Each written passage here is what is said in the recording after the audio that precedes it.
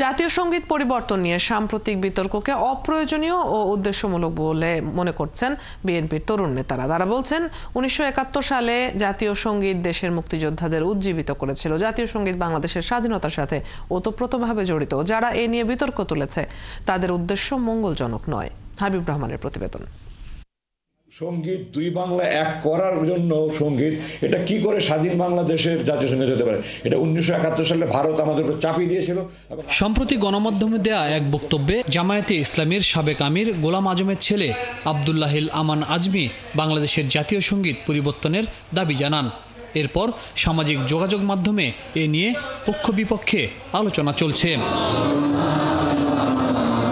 July August স্বৈরাচার সরকারের গণহত্যা ও 16 বছরের আওয়ামী লীগ সরকারের নির্যাতনে নিহত শহীদদের জন্য কেন্দ্রীয় শহীদ মিনারে বিএনপির স্মরণসভায় তরুণ নেতারা বলেন, জাতীয় সঙ্গীত দেশের মুক্তিযুদ্ধের সাথে জড়িত।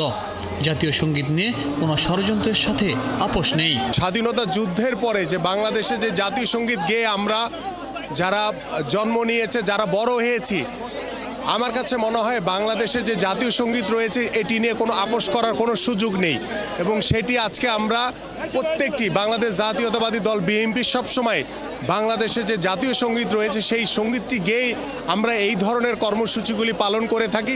আজকে তারই ধারাবাহিকতায় আমরা কিন্তু সেই কর্মসূচিটি আজকে বাংলাদেশে যে জাতীয় সঙ্গীত রয়েছে সেটি দিয়ে শুরু করলাম। বিএনপির আরেক তরুণ নেতা বলেন, জাতীয় সঙ্গীত নিয়ে বিতর্ক পতিত স্বৈরাচারের একটি ষড়যন্ত্র। তো বিএনপি অ্যাজ আ পার্টি বা অ্যাজ আ কমিউনিটি আমরা কোনোদিনও জাতীয় সঙ্গীত নিয়ে কোনো কথাই বলি না। সেই অপপ্রচারেরই অংশ যারা এই পতিত আবার ক্ষমতায় বসানোর বা হয়তোবা স্বপ্ন দেখে আবার এই স্বৈরাচার ব্যাক করতে পারে, সেটি আমি বলবো।